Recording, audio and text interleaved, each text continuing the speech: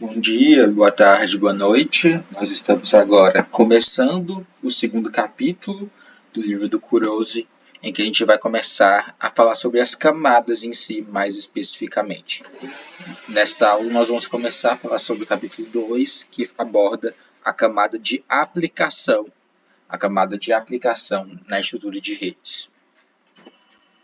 Então, dando uma visão geral, a camada de aplicação, nesse capítulo, nós vamos entender um pouco sobre a web e sobre o protocolo HTTP, sobre alguns protocolos de e-mail, como principalmente o SMTP, mas um pouquinho o POP3 e o IMAP. Vermos a questão do DNS, os servidores DNS e esse protocolo. Aplicações peer-to-peer, um pouquinho como funciona streaming de vídeo e distribuição de conteúdo em redes.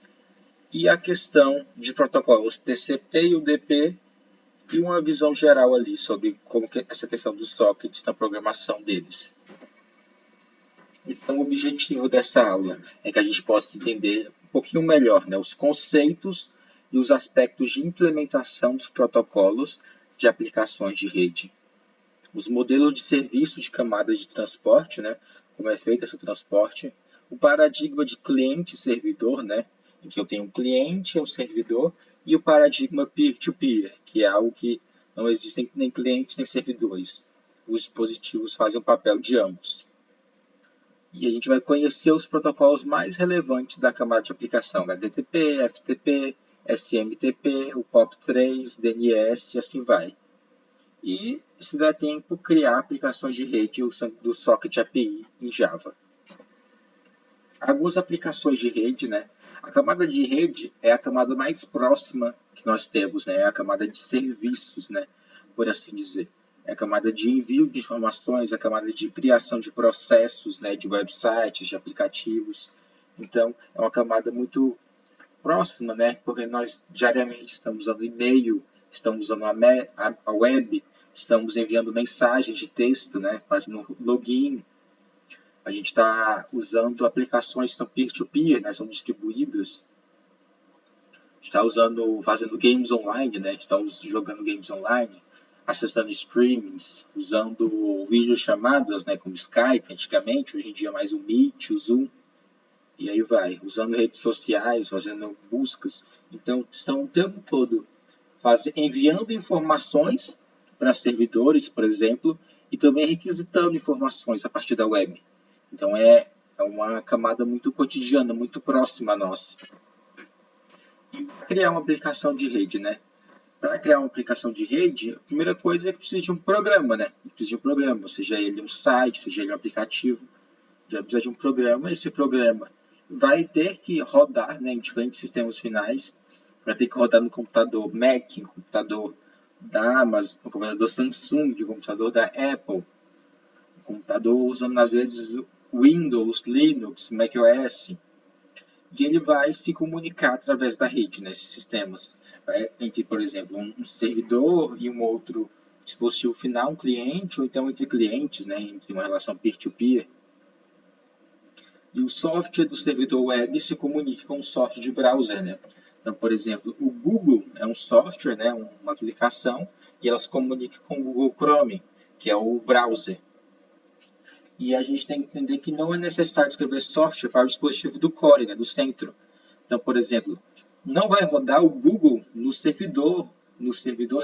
roteador ali do meu provedor de internet. A única coisa que vai fazer é redistribuir os pacotes, Redistribuir as requisições, por exemplo. O Google não vai rodar em si nos provedores, nos roteadores. O dispositivo do core, que a gente chama, da rede, não vão rodar essas aplicações de usuários. Isso facilita bastante porque vai fazer com que tenha a arquitetura, A arquitetura da minha aplicação é apenas de servidores e de dispositivos, de clientes. Eu não vou ter que adaptar ela aos múltiplos provedores, aos últimos roteadores. E a questão de arquiteturas, Nós temos arquiteturas cliente-servidor e arquiteturas peer-to-peer. Na arquitetura cliente-servidor, a gente tem muito bem definido a ideia de um servidor, que é um equipamento que está ali 24 horas, está sempre disponível, que tem um endereço IP permanente Então ele tem aquele endereço IP fixo dele e ele que vai estar ali mantendo a aplicação. Então, por exemplo, eu criei um site. O meu site, inicialmente, ele vai rodar no meu computador. Só que o meu computador, se eu quero que esse site seja 24 horas por dia, ele não vai ficar, eu não vou estar ali ligado no meu computador 24 horas por dia. Então, o que eu vou fazer? Eu envio, eu alugo um serviço de servidor, por exemplo, para que minha aplicação fique lá. E aí ele vai ter uma capacidade muito maior, uma potência maior para recebimento e envio de dados, sem ter uma negação de serviço, né? Sem ter um DOS. Então, aplicações ficam nesses servidores especializados de armazenamento e de aplicações, né? E aí nós temos os clientes, que vão ser esses dispositivos nossos do cotidiano, um celular, um computador, uma TV, e ele quer fazer essa comunicação com o servidor. Então, se a aplicação está no servidor, o cliente ele vai estar o tempo todo levando requisições e recebendo informações desse servidor para fazer ali a interação com o site, né, com a aplicação. O cliente eles podem estar conectados intermitentemente, ou seja, uma hora está ligado, uma hora está desligado, ele não precisa estar 24 horas igual o servidor. E ele pode ter endereço IP dinâmico, né? Aqui endereço IP às vezes ele pode mudar ao longo do tempo, não ser fixo. Já o do servidor ele precisa ser fixo, porque imagina, como que eu vou acessar um site se o endereço IP, que é a minha rota, né, o meu endereço para chegar naquele servidor onde está a minha aplicação, muda o tempo todo? Imagina, você tem uma padaria, né? Uma padaria ela não pode ficar mudando de lugar o tempo todo, para as pessoas terem referência, né? As pessoas sabem, não, é a padaria da esquina. Se ela está mudando de lugar o tempo todo, eu não vou achar ela. E essa padaria não vai ter requisição. E aí, a arquitetura peer-to-peer. Na arquitetura cliente e servidor é muito bem definido quem é cliente e quem é servidor. Aqui não. A gente não vai ter um servidor que está sempre disponível. E os sistemas finais se comunicam diretamente. Então, o que vai acontecer na prática? Em vez de a gente ter um servidor ali dedicado, a gente vai ter uma aplicação que vai estar, por exemplo, em múltiplos dispositivos. E, por exemplo, esse computador, o computador X, está desligado no momento, mas a aplicação ela também está disponível no computador Y. Então, aí você vai fazer essa redistribuição.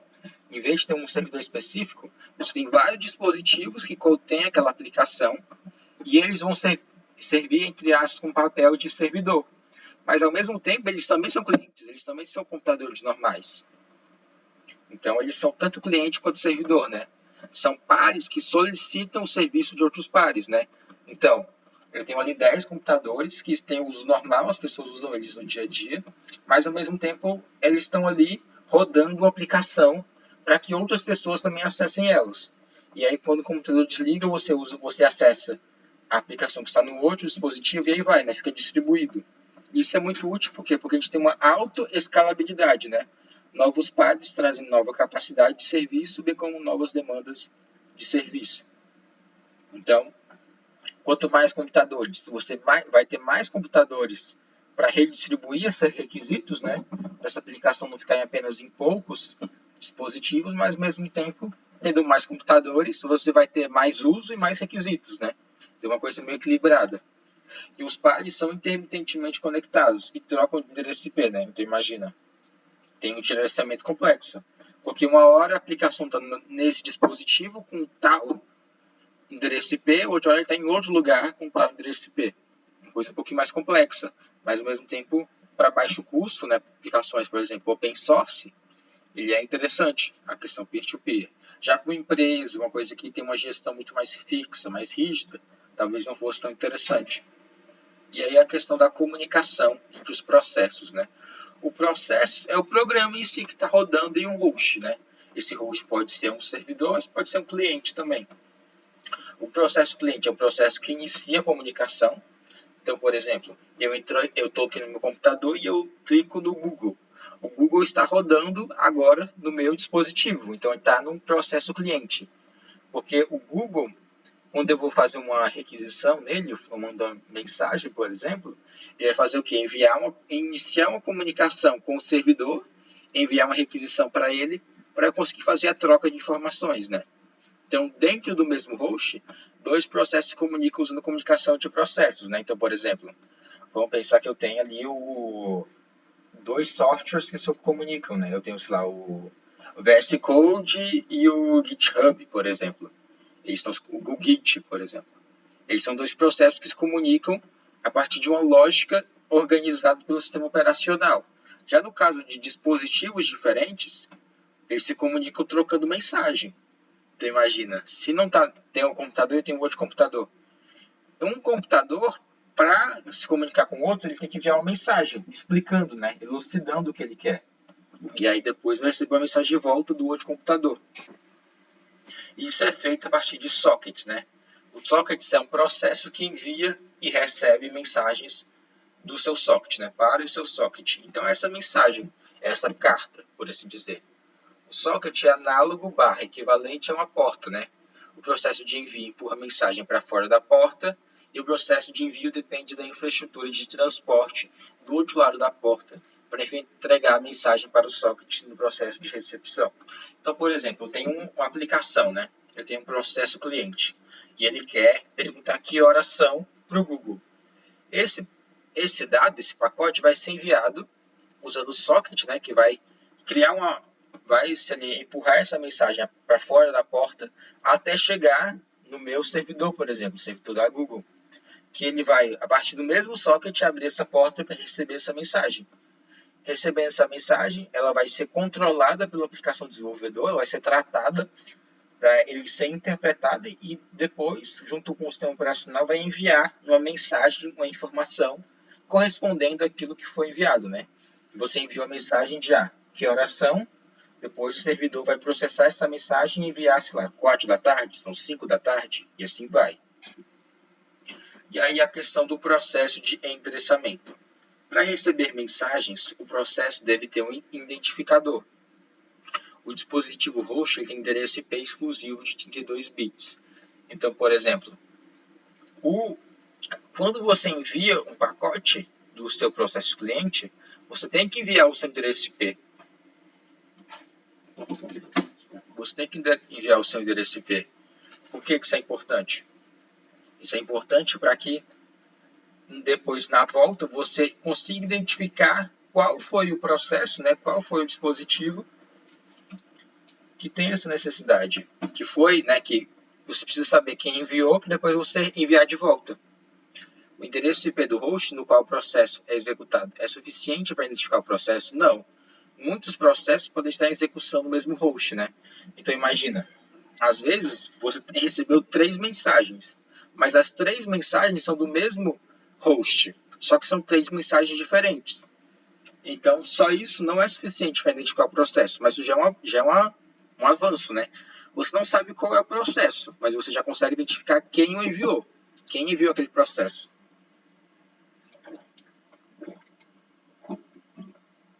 E aí o identificador tem que incluir tanto o endereço IP quanto o número da porta associada ao processo do host. Então, por exemplo, a porta do HTTP é a porta 80. Já a porta de serviço de e-mail é 25. Então, vamos pensar que chegou 2 requisições para o servidor. E as duas vêm do mesmo endereço cliente. Só sabendo isso, eu não consigo identificar para que serve cada requisição, do que elas se tratam. O que a gente vai ter que fazer, então? Vai ser ver essa grande questão. Tá, o primeiro foi da porta 80, então eu sei que aquele processo, aquele cliente, ele estava fazendo uma requisição HTTP. E o segundo fez com a porta 25, então é um processo, uma requisição de e-mail. E para enviar, então, isso sim, combinando endereço IP, eu sei quem me enviou e eu sei a partir da porta para quê. E aí, para enviar uma mensagem HTTP para o servidor web, por exemplo, GAI-CS Edu, eu tenho o endereço IP do meu host, né? E eu tenho a porta. Então, eu sei que eu tenho uma mensagem HTTP e eu sei de quem enviou. Tanto de quem enviou quanto para quem eu vou enviar, né? Se eu quero enviar uma mensagem para o servidor tal, tem que saber o endereço IP dele, para eu saber para quem enviar. Aí o protocolo de camada de aplicação, ele define os tipos de mensagens trocadas, né? Então, se é uma requisição, por exemplo, um GET, que eu quero pegar informações, ou se é uma resposta, por exemplo, um post, né? Que eu estou enviando já uma requisição, uma informação solicitada. Eu tenho a sintaxe da mensagem, né? Que eu tenho um campo e como esses campos são delineados, então ali eu vou ter um cabeçalho, por assim dizer, né? Que vai conseguir identificar tanto por parte do servidor quanto por parte do dispositivo, né? Cliente. Para que serve aquela mensagem, o endereço IP de origem, e assim vai. Eu tenho a questão da semântica da mensagem, né? O significado das informações nos campos, né? Então eu consigo, a partir dos campos, identificar aquela informação é referente a qual questão, né? Aquele número é o meu endereço IP, aquele número é a minha porta, né? Então, a posição que ele está identifica isso. E as regras para quando e como os processos enviam e respondem às mensagens, né? E aí os protocolos abertos, por exemplo, HTTP e SMT, eles são definidos em RFCs e eles permitem a interoperabilidade. O que é interoperabilidade?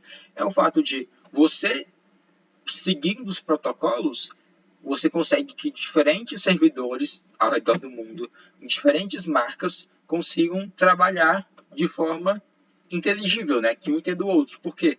Porque todos seguem o mesmo protocolo. Isso facilita a comunicação, né? E aí, qual serviço de transporte é necessário para o aplicativo, né? Para analisar isso, a gente tem que entender primeiro a questão da integridade dos dados, né? Então, alguns aplicativos, alguns processos, eles exigem 100% de transferência de pacote de dados confiável. Então, nenhum pacote, o mínimo que seja, ele pode ser perdido. Então, isso já vai delimitar, não. Eu vou ter que usar TCP, ou então eu vou ter que usar UDP. Então, a importância, né? Esse meu processo, eu preciso de todas as informações, ou eu só preciso das informações no geral? Não é tão importante essa rigidez. Porque alguns aplicativos, por exemplo, áudio, podem tolerar alguma perda, né? Você pode ter ali uma falha, e mesmo assim entender o contexto geral. A questão do temporalizador, né? Do tempo. Alguns aplicativos, por exemplo, jogos, né? Ou então telefonia, né? Você ligar para a pessoa. Eles requerem um atraso menor para serem efetivos, né? Nos jogos a gente tem a questão do lag, né? Não adianta eu receber a informação se eu receber ela 10 segundos depois, né? Imagina, você está num jogo de tiro. Se você só conseguir ver o outro jogador 10 segundos depois, ele já te matou, né? Então a questão da latência é muito importante. A questão da vazão, né? Quanto de informação você consegue carregar por segundo, né? Alguns aplicativos, por exemplo, o Multipedia, exigem uma quantidade mínima de vazão para serem efetivos, né? Então, imagina um vídeo consome muitos bits por segundo, né? Uma vazão grande. Já outros, por exemplo, o texto é menor. Outros aplicativos fazem uso de qualquer taxa de transferência que recebem, né? Então, por exemplo, para você ver um vídeo, para ele não ficar o tempo todo ali carregando infinitamente, você precisa de uma vazão específica, né? Senão, imagina, você fica 3 segundos vendo o vídeo e 10 carregando. Isso não compensa. E a questão da segurança, né? Você imagina, alguns protocolos, por exemplo, HTTP, eles não têm a cifragem, não tem criptografia, é o texto bruto. Já o HTTPS, ele já tem a criptografia. O texto não está plano, ele está criptografado. E aí algumas das questões, né? Então, por exemplo, a transferência de arquivo. A transferência de arquivo, ela demanda que não exista perda, né? No loss. Já a vazão dela pode ser elástica, né? Porque, por exemplo, para você baixar um arquivo, pode durar 1 minuto e pode durar 5 minutos. Porque o que importa é depois que você vai baixar. Então, essa vazão ela é elástica, não é rígida. E ela é sensível ao atraso? Não, não é sensível ao atraso. Você tem que enviar na hora, né? Já e-mail, mesma coisa, né? Esse não pode ter perda de dados, mas é elástica. O e-mail você não precisa, você envia tudo de uma vez, né? Você não precisa ficar ali 5 kbps por segundo e aí vai, não. Documentos web, parecido também. Já o caso, por exemplo, uma live, né? Você está vendo uma live, fazendo uma chamada com áudio e vídeo. Ele tem tolerância de perda de dados, né? Porque às vezes, por exemplo, você está vendo um vídeo, aí ali tem alguma perda, né? Tem alguma coisa estranha ali, uma falha de áudio, uma falha de vídeo, mas você consegue entender o geral. Não é tão importante você levar todos os dados. Só que, ao mesmo tempo, a vazão já é pré-definida, né? 5 kbits por segundo até 1 megabits por segundo e de vídeo 10 kbits por segundo até 5 megabits por segundo, né? E já nesse caso é sensível ao atraso, né? Áudio e vídeo. Não tem como, imagina, o cara tá ali numa live e eu tá vendo exatamente o que ele tá gravando. Tem ali uma latência, né? Então, é igual, por exemplo, você tá na Copa agora vai ser muito comum, né? Uma pessoa que tá em TV aberta, ela recebe informação mais rápido de quem tá no YouTube, quem tá na TV paga, né? Então, às vezes, por exemplo, o teu vizinho, ele grita gol antes de você. Por quê? Porque tem um atraso, né? Uma sensibilidade ao atraso. E aí vai, né? Armazenamento, né, de áudio e vídeo, jogos, né, jogos online, né, por exemplo, ele tem perdas de dados. Você pode ali perder um pouquinho de dado, imagina, 1 bit, 2 bits, não vai ser o suficiente para você ser afetado na sua gameplay.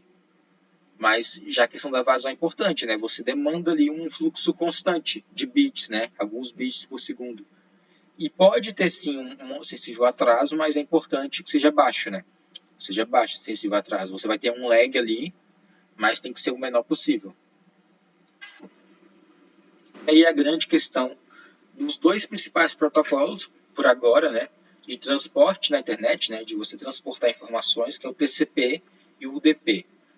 O serviço TCP é o serviço confiável, ou seja, todos os pacotes que você envia tem que chegar no dispositivo final, tem que chegar no servidor ou então no cliente. Já no UDP não, ele não dá essa garantia. O UDP não vai dar essa garantia de que todos os pacotes vão ser enviados. Então, o TCP é um transporte confiável entre o processo de envio e recebimento. Ele tem um controle de fluxo, né? Então, o remetente não irá sobrecarregar o receptor. Tem um condicionamento controle, né? Então, segura remetente quando a rede sobrecarrega. E não fornece tempo, garantia de rendimento mínimo e segurança. E é orientado à conexão, ou seja, a configuração necessária de processo cliente e servidor. Já o serviço UDP tem uma transferência de dados não confiável entre o processo de envio e recebimento. Então, pode ser que aconteça uma perda de dados ali, mas ele não fornece confiabilidade, controle de fluxo, controle de condicionamento, cronometragem, garantia de throughput, segurança ou configuração de conexão. Então, quando a gente pensa em TCP e UDP, o que a gente pode pensar? TCP envia todos os dados, envia todos os pacotes, é confiável. Qual que é o problema? A questão do tempo não é garantida. Então, como ele precisa que todos sejam enviados, o tempo não é tão garantido, né? Você pode ter que demore mais, demore menos, né? Então, a questão do atraso é muito maior. Já no UDP não, né? Como tem essa questão que pode ter perda de dados, você está ali enviando ali como se fosse uma coisa muito mais ao vivo, vamos pensar assim, ele não fornece a questão da confiabilidade, mas o tempo, né, a vazão é maior. Você tem uma garantia de rendimento mínimo, né? E além de uma segurança maior. Então, aqui alguns exemplos, né? Então, por exemplo, o e-mail. O e-mail usa o protocolo de SMT, mas na parte de transporte, né? O protocolo de transporte dele é o TCP, né? Então, por exemplo, o web. O web usa a camada de aplicação HTTP, mas na camada de rede é TCP. Na questão de arquivos, né? Transferência de arquivos. A transferência de arquivos na camada de aplicação é FTP, mas na camada de transporte é TCP, né? Mas já, por exemplo, streaming, né? Streaming ao vivo, YouTube, Netflix, pode ser TCP, mas preferencialmente o UDP, né? Porque pode ter perdas. E questão de ligação, né? Internet, ligação por WhatsApp, por exemplo. Pode ser o UDP, por exemplo. E aí a questão de web e o HTTP. Então, a gente vai começar a entrar um pouquinho mais no HTTP. A web page, né? Então, por exemplo, um site, uma página web, ele consiste em objetos. Esses objetos podem ser um arquivo HTML, uma imagem JPEG, JPG, um output, Java, um arquivo de áudio, né, que está ali, um vídeo. Então, ali ele tem uma base, que é o arquivo HTML, mas ele pode ter vários objetos que são referenciados, né? Objetos de imagem, de áudio, de vídeo, e assim vai. E cada objeto é endereçado por um URL, um caminho, né? Em que a gente tem primeiro o endereço IP, o nome do host, né? Então, por exemplo, o nome do servidor, então, por exemplo, www.someschool.edu, então, por exemplo, www.ft.edu. Ali indica o meu host, né? O host que está armazenado aquele serviço, aquele processo o site da UFT. E em seguida a gente tem o path, o caminho da aplicação. Então, dentre todos os processos, né, de todos os objetos que estão nessa máquina, nesse processo da UFT.edu, por exemplo, você tem aquela página específica, aquela imagem específica que está dentro de um caminho, né? O caminho especifica aquilo que está dentro do processo. E aí, como que funciona a questão do protocolo HTTP? O protocolo HTTP ele é um protocolo de transferência de hipertexto. Hipertexto vai ser texto, vai ser imagem, vai ser áudio, né? Então, é um protocolo de camada de aplicação web, né? E ele é feito a partir do modelo cliente-servidor. Então, a gente tem uma página web, por exemplo, um processo que está rodando ali num servidor e você tem um cliente navegador que solicita e posteriormente recebe os objetos da web, né? Então, quando você entra ali no site da UFT, você vai fazer uma requisição para o servidor da UFT e depois ele vai enviar os dados da página web. E o servidor ele fica ali respondendo às solicitações, né? Recebendo as respostas. O HTTP usa o TCP, né? A gente acabou de ver. O cliente inicia uma conexão TCP, ele cria um socket com o servidor a porta 80. Então, por exemplo, você quer enviar uma requisição do site da UFT. Você vai enviar o endereço IP do www.uft.edu, por exemplo, junto da porta 80, para falar, eu tenho uma requisição e é para uma requisição HTTP. E o servidor ele aceita a conexão TCP do cliente. E aí a mensagem HTTP, né, as informações de texto, de áudio, de imagem, são enviadas até o browser, né, do cliente e do servidor, né? Então essas mensagens vão sendo trocadas. A requisição, depois a resposta, aí depois eu mando um PUT, né? Eu mando um post, né? Eu mando informações que eu escrevi e aí vai, né? Até que no final a conexão TCP ela é encerrada, né? O HTTP a gente diz que ele é stateless, né? Ele é sem estado. Por quê? Porque o servidor não mantém nenhuma informação sobre pedidos de clientes anteriores. Então, por exemplo, é como se chegou uma pessoa, ela me fala: bom dia, qual o seu nome? E eu digo, meu nome é João Vitor. E aí depois chegou outra pessoa, bom dia, qual é o seu nome? Eu falo, meu nome é João Vitor. Mas nessa pessoa atual, eu já descartei as informações anteriores. Então, as conversas, vamos pensar assim, entre aspas, da anterior, eu não armazenei, eu não guardei elas. Então, o protocolo que mantém o estado são complexos. Então, imagina você ficar guardando os estados, você tem um consumo de memória muito maior, né? Nesses protocolos, né, que tem estado, né, que o passado, né, as requisições passadas têm que ser mantidas, imagina a quantidade de memória que isso vai consumir, né? E aí, se o servidor cliente falhar, suas visões de estado podem ser inconsistentes, né? Então, imagina, tem um erro, né? Você é obrigado a gastar todos os estados, todas as requisições passadas. Se der algum errinho, imagina, o teu histórico foi para o beleléu, já era. E aí as conexões HTTP, né?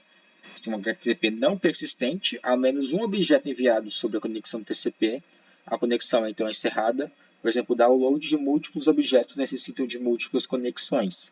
Já o HTTP persistente, múltiplos objetos podem ser enviados sobre uma simples conexão TCP entre cliente e servidor. Ou seja, o que seria um HTTP não persistente? Eu fiz uma requisição, teve minha resposta, encerrado. Eu fiz outra requisição, eu tive uma outra resposta, encerrado de novo.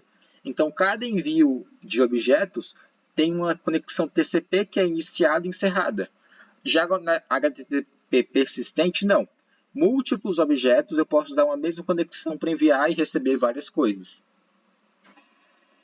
E a questão do HTTP não persistente, né? Suponha que eu tenho um usuário com a seguinte URL, né? www, some school e um caminho específico, né? E isso aqui tem texto, tem referências, tem 10 imagens nisso daí. Então, o que vai acontecer? O cliente vai iniciar a conexão usando esse caminho, né, o path do host, explicando o que é a porta 80. O servidor ele vai aguardar a conexão o TCP na porta 80 e vai aceitar essa conexão. Quando receber a requisição para, bora fazer uma conexão? Bora. O servidor vai aceitar. Vai fazer uma conexão na porta 80. O cliente HTTP, então, ele vai enviar mensagem pedindo a requisição, as informações, né, os objetos, para o servidor. Por exemplo, o cliente ele quer o objeto some department /home.index. E aí o servidor ele vai receber essa mensagem, então é isso que você quer? Beleza, estou te enviando. E vai enviar a resposta. Vai enviar o objeto requisitado a partir de um socket, né, dentro de um socket.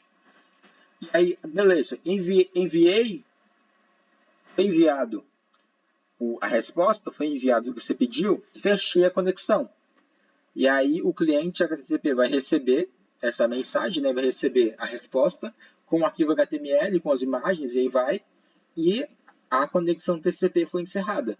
Se eu quiser depois fazer uma nova conexão, pedir uma nova imagem, entrar uma nova página desse processo, eu vou ter que criar uma nova conexão TCP, vai ter que fazer todo esse processo. No HTTP não persistente, como que funciona a questão do tempo de resposta? A gente tem um RTT, né? Que é o tempo de ida e volta, né? O tempo de enviar a requisição e o tempo de essa requisição ser respondida.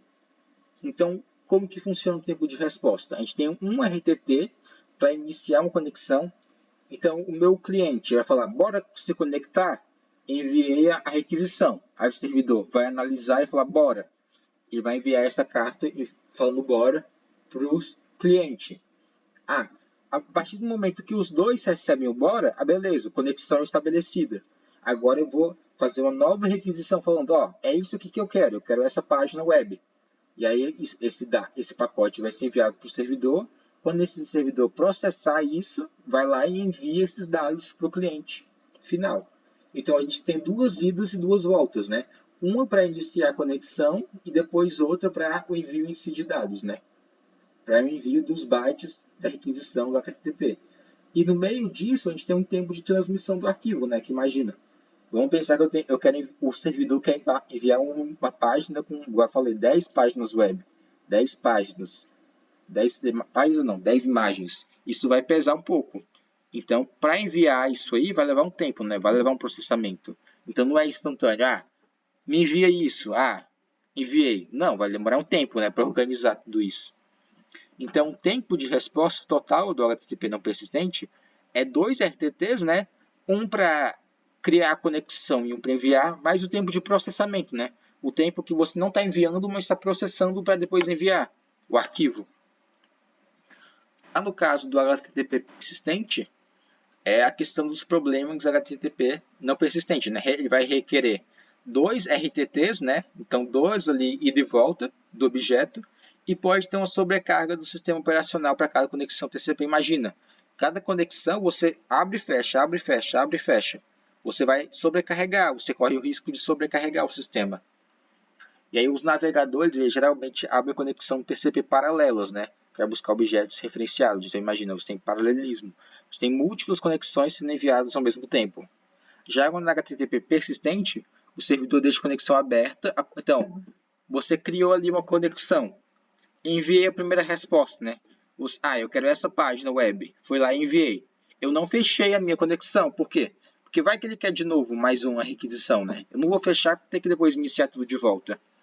Então, as mensagens HTTPs subsequentes entre o mesmo cliente-servidor enviado através da conexão aberta. A conexão ali se mantém aberta entre aquele cliente e aquele servidor, para não ficar nessa questão de abre e fecha, abre e fecha. E aí o cliente ele envia solicitações assim que encontrar um objeto referenciado, né? Então, tão pouco quanto RTT para todos os objetos referenciados, né? Então, imagina, você vai ter múltiplos envios de requisições e de respostas, mas você só vai ter que estabelecer uma única conexão. Então, você não vai ficar perdendo tempo para iniciar e para encerrar uma conexão, né? Você só vai ficar enviando e recebendo. Tem dois tipos de mensagem de HTTP, né?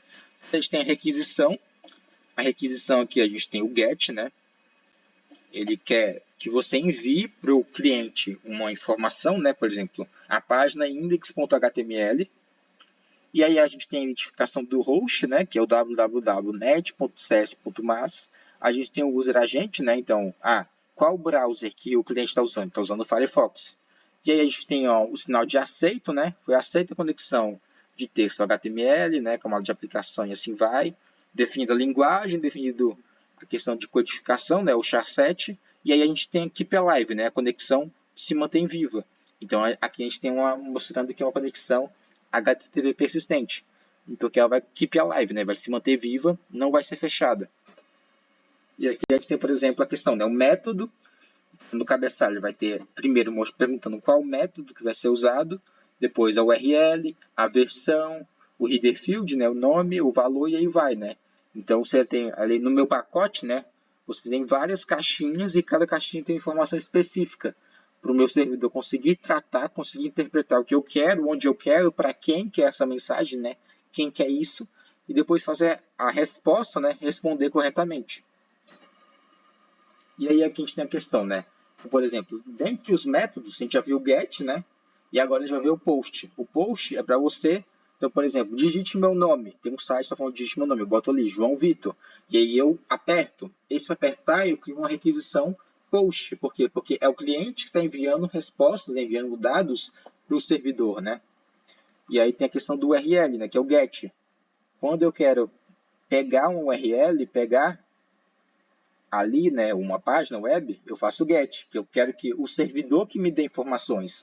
No post, o cliente envia informações e no get ele que recebe, né, ele recebe do servidor. E outros tipos de método. A gente já viu o get, já viu o post, a gente tem o head. O head é um parecido com o get, só que é um get que eu só quero o cabeçalho do objeto, né? Então eu só quero que o servidor me explique ali informações do cabeçalho da URL, por exemplo, né, da informação. E a gente tem o PUT. O PUT ele surge tanto para criar, com o PUT você cria um novo dado ali na aplicação, quanto para substituir. Então, por exemplo, eu quero fazer o upload de uma imagem. Eu vou fazer o PUT. Eu já botei um upload de imagem, mas eu quero trocar essa imagem. Eu faço um PUT também, né? Faço uma inserção de novo dado. No GET, qual é a diferença do GET para o PUT? No GET, eu tenho ali, me digite meu nome. Aí eu digito e eu envio informação. No PUT, eu também estou enviando informações, mas é uma informação nova ou então uma informação que vai substituir uma nova informação. E aí tem o delete, né, que ele só deleta a informação do servidor. Faz a deleção de mensagens, né? Aí aqui, por exemplo, tem uma mensagem de resposta, né? Anterior à mensagem do servidor, do cliente, na verdade, aqui tem uma mensagem de resposta do servidor enviando a mensagem para o cliente. Então, a gente sai com o protocolo de HTTP, a gente tem ali a data, né? O servidor, então o servidor Apache, né? O servidor onde está a aplicação, o servidor Apache. Aqui o operacional, né? O CentOS, o sistema operacional dele. A modificação, tudo mais. A questão dos ranges, do conteúdo, e aí vai. E aí, ao final, vai ter o dado, né? Então, aqui a gente tem o cabeçalho, e na parte final a gente tem o dado. Por exemplo, o HTML que foi requisitado. E aí vai. E os códigos de resposta, né? Porque quando a gente faz uma requisição, a gente vai ter que entender, tá, deu certo. Se deu certo, a gente recebe mensagem 200. 200 é um ok, que a requisição foi bem sucedida. Se eu recebo 301, quer dizer que foi movido permanentemente.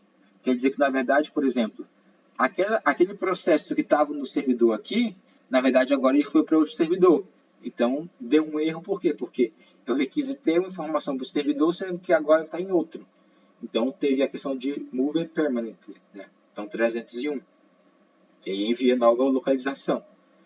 400 é batch request, por exemplo, eu enviei uma requisição para um servidor, só que o servidor não entendeu. Então, imagina, eu enviei para o Google uma requisição, só que foi um desenho, por exemplo. Eu enviei uma coisa que o Google não reconhece. Eu enviei para o YouTube um texto, por exemplo, né? Eu enviei um arquivo PDF, só que o YouTube é para vídeo, entre aspas. Ele não vai entender. 404 é not found. Então, 401 ele não entendeu. 404 é quando eu peço para o servidor uma requisição que não está nele, né? Então, eu envio, por exemplo, para o servidor da Google, eu peço para eles uma requisição para a Amazon. Isso não faz sentido, né? Vai dar not found, não foi achado. E 505 é HTTP version not support, né? Então, é quando você faz uma requisição HTTP, mas com a versão incorreta, né? São versões diferentes, não suportáveis. E aí eu mando, né, HTTP lá do cliente para si mesmo, até o net para o servidor web favorito, né? Então, por exemplo, telnet para esse servidor aqui, né? gaia.cs.edu na porta 80, né? Então, eu estou pedindo para abrir uma conexão TCP na porta 80, né? Em gaia.cs.edu. qualquer coisa digitada será enviada para essa porta 80 nesse servidor que eu quero, né? E eu faço e digito uma solicitação GET. Eu quero essa página aqui, curose.ros interativo index HTTP. Eu quero essa página específica do site. E aí eu envio para o host, né? E aí o host vê a mensagem e vai interpretar ela para aí enviar uma resposta, né? E aí o estado do servidor do usuário, os cookies, né? Qual que é a grande questão dos cookies? Muitos sites usam cookies, né? 4 componentes. A linha do cabeçalho do cookie da mensagem de resposta HTTP. Então, linha do cabeçalho do cookie na própria uma requisição de solicitação, né? Aqui o cookie mantido no host do usuário, gerenciado pelo navegador do usuário, banco de dados back-end no site da web. O que é o cookie, né? Então, a gente no site está ali, aceita cookies? O que seria isso? Então, por exemplo, tem a Susan. A Susan, ela sempre acessa a internet do PC. Ela sempre acessa um site específico. E ela visita esse site e como sei lá, ela visita o site do Magazine Luiza pela primeira vez. Quando as solicitações HTTP iniciais chegam ao site, o site cria um ID único e entrada no banco de dados, né? Então ele vai fazer, eu tenho esse novo usuário, a Susan. Então o que vai acontecer? Os cookies servem para meio que tipo assim, como o HTTP ele não faz a questão do stateless, né? Ele não salva dados, os cookies vão servir aí como meio que para tipo, com os cookies eu vou ali salvar o teu nome do usuário, vou salvar informações básicas para facilitar a operação. O cookie eles fazem, entre aspas, como se mantesse o estado, né? Então eu tenho um servidor IP8734, né, que faz uma requisição HTTP do servidor da Amazon, por exemplo. E aí ele cria um ID para esse cliente, ele cria o ID 1678, por exemplo. E aí ele envia a resposta para esse cliente. Na próxima vez que isso acontecer, o cookie ele serve para o quê? Você vai enviar o cookie, você envia na próxima vez para o servidor o endereço, só que você também vai enviar o seu cookie. Enviando o seu cookie, ele não vai ter que criar um novo ID. Então vai facilitar a operação. Ele já vai usar o cookie anterior. E aí ele envia a resposta, por exemplo. E aí, uma semana depois, de novo, né? Você está usando ali o site da Magazine Luiza. O seu PC ele vai armazenar o seu cookie e enviar para o site, para você não ter criação de novos ID o tempo todo, né? Não criando novos ID, você está ali guardando dados no teu PC, na tua máquina, né? Não é do servidor, mas esses dados vão ser enviados para o servidor e vai facilitar o processamento. Então, os cookies. Quais cookies podem ser utilizados? Pode ser usado para autorização, né? Então, por exemplo, você tem ali a tua senha, né? Você guarda a tua senha para não ter que ficar digitando o tempo todo. Ou o teu nome de usuário, o carrinho de compras, né? Senão, toda vez que você vai entrar, tu não precisa ali botar tudo que você quer. Você pode guardar ali teu carrinho de compras. Você tem a questão de recomendações, né? No YouTube, por exemplo, ou Twitter, sei lá, no G1. Você tem ali, você guarda dados da tua atividade, né? E aí, guardando os dados da tua atividade, você vai lá e faz coisas, né? O YouTube, por exemplo, pode te recomendar vídeos melhores e aí vai, né? Só que qual que é a grande questão? A questão dos cookies e a privacidade, né? Os cookies, eles permitem que os sites aprendam muito sobre você. Isso pode ser perigoso, né? Você está fornecendo seu nome, seu e-mail para sites, né? Por exemplo. Então, às vezes, esse site vai pegar informações que são indesejadas, né? Ele vai ter informações sobre você que você gostaria que fossem privadas. Por isso que hoje tem essa grande questão, né? De você aceita ou você rejeita cookies, para que você tenha a questão de escolha, né? Se você o site guarda informações suas ou não. E aí, como manter dados? Extremidade. Manter estado no remetente e receptor sobre várias mensagens. Já no cookie, as mensagens HTTP carregam estado. Então, em aplicações que têm estado, os estados eles são guardados no servidor. Já no caso dos cookies, os cookies são guardados no teu cliente, na tua máquina, por exemplo, no teu host. Só que quando você faz requisição, eles são enviados para o servidor. E aí o servidor interpreta eles. E aí é isso. Eu acredito que deu para entender uma noção geral aí da questão do camada de aplicação.